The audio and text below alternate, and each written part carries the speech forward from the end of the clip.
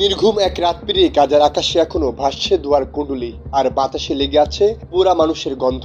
ধ্বংসস্তূপের নিচে পড়েছে ঘুমন্ত মানুষ, স্বপ্ন আর ভবিষ্যৎ। স্তব্ধ হয়ে গেছে শিশুদের হাসি, খালি হয়েছে মায়ের কোল। এই মৃত্যু কেবলই একটি শুধু সংখ্যা নয়, প্রতিটি একটি অপূর্ণ গল্প।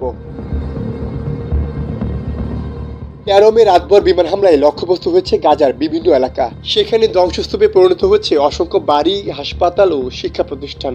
দখলদার ইসরায়েলি হামলায় আরও ৮১ ফিলিস্তিনি নিহত হয়েছেন। এর মধ্যে উত্তর গাজায় ৫১ জন এবং দক্ষিণ গাজায় নিহত হয়েছেন আরও ৩০ ফিলিস্তিনি। হামলায় নিহত হওয়ার ব্যক্তিদের মধ্যে একজন সাংবাদিকও রয়েছেন। এছাড়া ইসরায়েলের অবরোধের কারণে গাজায় আন্তর্জাতিক সহায়তা পৌঁছানো কঠিন হয়ে পড়েছে। রাফা সীমান্ত দিয়ে গাজায় সহায়তা প্রবেশের পথ প্রায় বন্ধ। খাদ্য, পানি, ওষুধ, জ্বালানির মারাত্মক সংকট দেখা দিয়েছে পুরো গাজা উপত্যকা।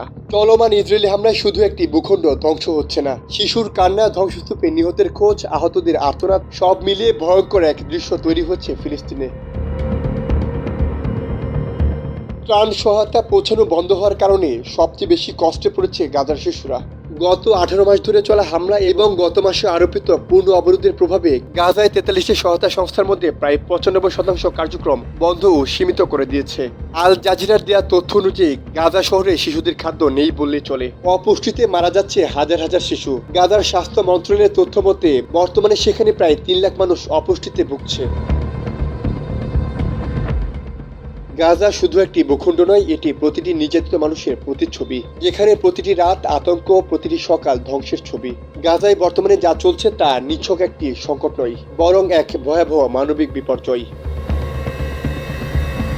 সাইমুল হক খান, সময়ের আলো।